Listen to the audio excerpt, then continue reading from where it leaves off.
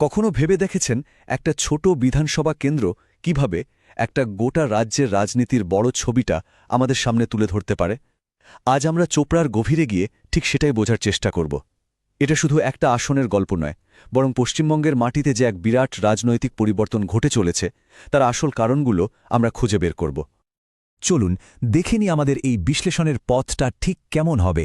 আমরা প্রথমে চোপড়ার মাটির বাস্তবতাকে বুঝব, তারপর ভোটের অঙ্কে যে ভূমিকম্পটা ঘটেছে সেটার দিকে নজর দেব। এরপর আমরা ক্ষমতাসীন বিধায়কের শক্তি আর দুর্বলতা এবং নতুন চ্যালেঞ্জারের কৌশল খতিয়ে দেখব। শেষে অবশ্যই ভোটারদের মনের কথা শুনব আর ভবিষ্যতের পথ কি হতে পারে তা নিয়ে আলোচনা করব। তো সবার আগে চলুন চোপড়ার বাস্তব পরিস্থিতিটা একটু কাছ থেকে দেখা যাক। এখানকার মানুষের জীবনযাত্রা, তাদের আর্থসামাজিক অবস্থা না বুঝলে রাজনীতির সমীকরণটা বোঝা প্রায় অসম্ভব। এই যে চোপড়া, এটা উত্তরবঙ্গের সমভূমিতে অবস্থিত একটি কৃষিপ্রধান এলাকা। এখানকার জীবন মানেই কৃষি, আর সেই কৃষির প্রাণভূমরা হল টাঙ্গন আর ঘাগড়ার মতো নদীগুলো। এই নদী এখানকার মানুষের জীবিকার মূল উৎস। কিন্তু জানিক মেনে এই নদীগুলোই আবার মাঝে মাঝে অভিশাপ হয়ে দাঁড়ায়, কারণ প্রতি বছর এদের জন্য হওয়া বন্যা এখানকার মানুষের জীবনের একটা বড় সমস্যা।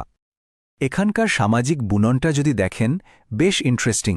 প্রায় ৭৪% হিন্দু আর ২৫% মুসলিম সম্প্রদায়ের বাস এখানে।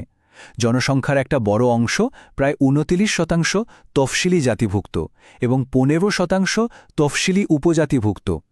নমশূদ্র, বাগদি, সাঁওতাল বা ওরাওঁয়ের মতো সম্প্রদায়গুলো এই কেন্দ্রের রাজনৈতিক ভাগ্য নির্ধারণে একটা বড় ভূমিকা পালন করে। কিন্তু উন্নয়নের আলোটা কি সব জায়গায় সমানভাবে পৌঁছেছে? গ্রামের ভাঙাচোরা রাস্তা, নদীর বাঁধ ভেঙে প্রতিবছর বন্যা, এলাকার যুবকদের মধ্যে বেকারত্ব আর কেন্দ্রীয় সরকারের আবাসন বা জলের মতো প্রকল্পগুলোর ধীরগতি, এই সমস্যাগুলো কিন্তু দীর্ঘদিনের, আর এই সবকিছুই মানুষের মনে একটা গভীর অসন্তোষ তৈরি করেছে। এবার আমরা আসছি এই বিশ্লেষণের একেবারে কেন্দ্রে, এমন একটা পরিবর্তন যাকে রাজনৈতিক ভূমিকম্প বললেও ভুল হবে না। ভোটের ফলাফল এমন কিছু ইঙ্গিত দিচ্ছে যা এক বড় রাজনৈতিক পালাবদলের গল্প বলে। শুধু এই সংখ্যাটার দিকে একবার তাকান। মাত্র ৫ বছরে ২০১৬তে বিজেপির ভোট ছিল ৮.৯%, আর ২০২১-এ সেটা গিয়ে দাঁড়াল ২৯.৪%। এটা কোনো সাধারণ বৃদ্ধি নয়, এটা একটা ঢেউ। পশ্চিমবঙ্গের রাজনীতিতে এটা একটা নতুন সমীকরণের জন্ম দিয়েছে, তা বলাই বাহুল্য। কিন্তু দাঁড়ান, শুধু তৃণমূলের ভোট বাড়া বা বিজেপির উত্থান দেখলে পুরো ছবিটা বোঝা যাবে না। আসল খেলাটা হয়েছে অন্য জায়গায়। দেখুন, সিপিআইএমের ভোট এক ধাক্কায় ৩২% থেকে নেমে এসেছে মাত্র ৬%। বামেদের এই ভোট ব্যাংকের প্রায় পুরোটাই যে বিজেপির দিকে সরে গেছে তা স্পষ্ট। বিরোধী পরিসরে এটা একটা বিরাট মেরুকরণ। আর এই যে ট্রেন্ডটা, এটা কিন্তু শুধু বিধানসভা ভোটের মধ্যেই থেমে থাকেনি। ২০২৪-এর লোকসভা নির্বাচনেও এর প্রভাব দেখা গেছে। চোপড়া, যে বালুরঘাট লোকসভার অংশ, সেখানে বিজেপি সামান্য ব্যবধানে হলেও জিতেছে। এটা প্রমাণ করে যে এই উত্থানটা বেশ ধারাবাহিক। এই ধরনের তথ্য বিশ্লেষণ করার সময় আমাদের সাংবিধানিক মূল্যবোধ মাথায় রাখা উচিত। দায়িত্বশীলভাবে তথ্য পরিবেশন করা এবং প্রতিটি নাগরিকের মর্যাদা রক্ষা করা একটি সুস্থ গণতন্ত্রের জন্য অপরিহার্য। তো এই যে এত বড় একটা পরিবর্তন, এর কেন্দ্রে যিনি আছেন সেই ক্ষমতাসীন বিধায়কের অবস্থাটা কি? চলুন তৃণমূল কংগ্রেসের দীর্ঘদিনের বিধায়ক হামিদুর রহমানের রাজনৈতিক অবস্থানটা একটু বিশ্লেষণ করা যাক। তার শক্তি কোথায় আর দুর্বলতাই বা কী?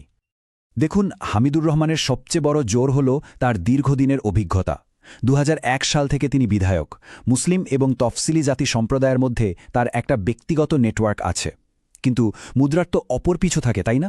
ভয় দেখানোর অভিযোগ, স্বজনপোষণের একটা ধারণা আর রাস্তা বা বন্যা নিয়ন্ত্রণের মতো পরিকাঠামোগত ব্যর্থতা তার ভাবমূর্তিকে অনেকটাই দুর্বল করে দিয়েছে।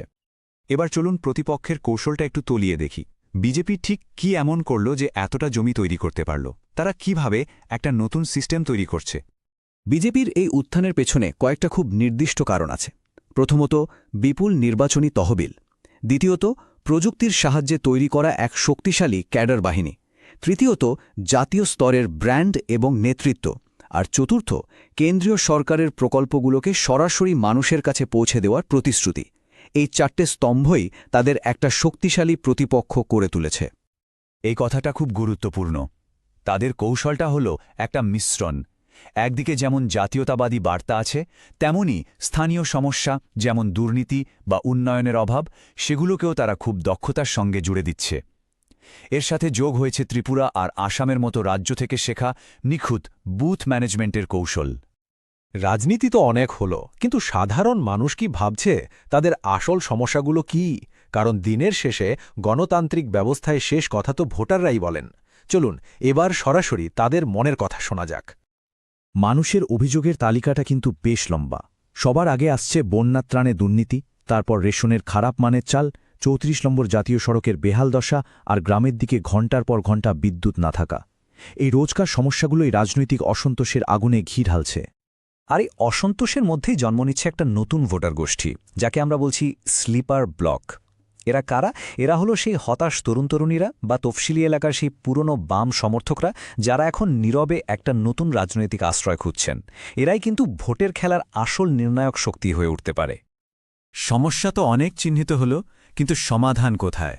চলুন এবার এক ঝলকে সুশাসনের জন্য একটা সম্ভাব্য পথ নির্দেশনের দিকে তাকানো যাক, একটা ব্লুপ্রিন্ট। এই রূপরেখাটা কোনো আকাশকুসুম কল্পনা নয়, বরং কিছু নির্দিষ্ট পদক্ষেপের কথা বলছে। যেমন ৩৪ নম্বর জাতীয় সড়কের উন্নয়ন আর নদীর বাঁধ মজবুত করা, কর্মসংস্থানের জন্য একটা গ্রামীণ দক্ষতা ও কৃষি প্রযুক্তি কেন্দ্র তৈরি করা, আর বাকি থাকা বাড়ি, জল বা স্বাস্থ্য কার্ডের মতো প্রকল্পগুলোকে দ্রুত মানুষের কাছে পৌঁছে দেওয়া।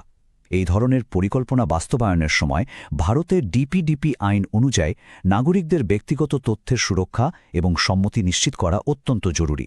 সুশাসন মানেই স্বচ্ছতা এবং মানুষের অধিকারকে সম্মান করা। শেষে একটা বড় প্রশ্ন আমাদের সামনে এসে দাঁড়ায়। চোপড়ার এই কাহিনী কি ভারতে এক নতুন রাজনৈতিক যুগের ইঙ্গিত দিচ্ছে, যেখানে মাটির কাছাকাছি থাকা স্থানীয় রাজনীতি ক্রমশ কেন্দ্রীয়ভাবে নিয়ন্ত্রিত, তথ্যনির্ভর প্রচার ব্যবস্থার কাছে চ্যালেঞ্জের মুখে পড়ছে? যদি আপনি একজন জনকেন্দ্রিক নেতা হয়ে আপনার নির্বাচনী এলাকাকে উন্নত করতে চান, তাহলে blueprintstrategies.ai এর সাথে যোগাযোগ করুন mgr@blueprintstrategies.ai তে, অথবা ফোন করুন 08042041602 নম্বরে। রাজনীতির ঊর্ধ্বে উদ্দেশ্য,